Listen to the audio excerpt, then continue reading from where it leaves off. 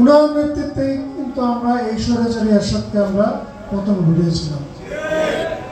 শুধু তাই নয়, আপনারা যারা অনেক সিনিয়র আছেন, ৮৬ যে নির্বাচন, এই নির্বাচনে এই স্বৈরাচারী সরকারকে তৎকালীন এই বিগত ফ্যাসিস্ট যে আওয়ামী সরকার এবং আজকে যে যারা জামাতে ইসলামী, তারা এই এরশাদের নির্বাচনে অংশগ্রহণ করে এই স্বৈরাচারী এরশাদকে কিন্তু তারা বৈধতা দিয়েছিল।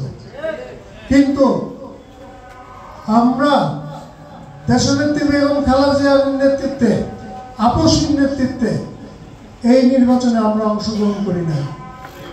যেই কারণে ওই সময়ে সারা বাংলাদেশে যে যুব সমাজ, ছাত্র সমাজ, সারা ইউনিভার্সিটিতে তৎকালীন সময়ে এই দেশের নেত্রী বেগম খালেদা জিয়ার আপসহীন নেতৃত্বের সাথে সমঝোতা করে এই স্বৈরাচারী এরশাদের বিরুদ্ধে আন্দোলন করেছিল।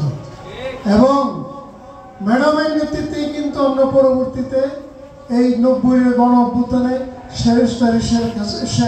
এরশাদকে আমরা পতন ঘটিয়েছিলাম। আজকে আমাদের যে এই নেত্রী, যার কারণে আমরা এই দেশে গণতন্ত্র ফিরে এনেছিলাম, যার নেতৃত্বে বাংলাদেশে এই জাতীয়তাবাদী দল এই দেশের আপামর জনগণের হৃদয়ের দল হিসেবে পরিণত হয়েছিল, উনি আজকে অসুস্থ, মৃত্যুসজ্জায়।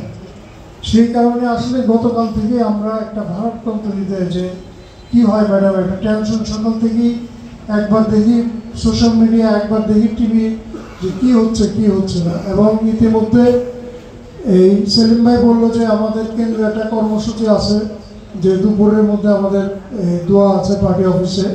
এই দোয়া তো আমরা চেষ্টা করবো। ওনারা তো অবশ্যই, যেহেতু উনি আমাদের ওলামা দলের কেন্দ্রীয় আহ্বায়ক, ওনাদেরও যেতে হবে। সেই কারণে আমরা সংক্ষিপ্তভাবে এই প্রোগ্রামটা শেষ করলাম।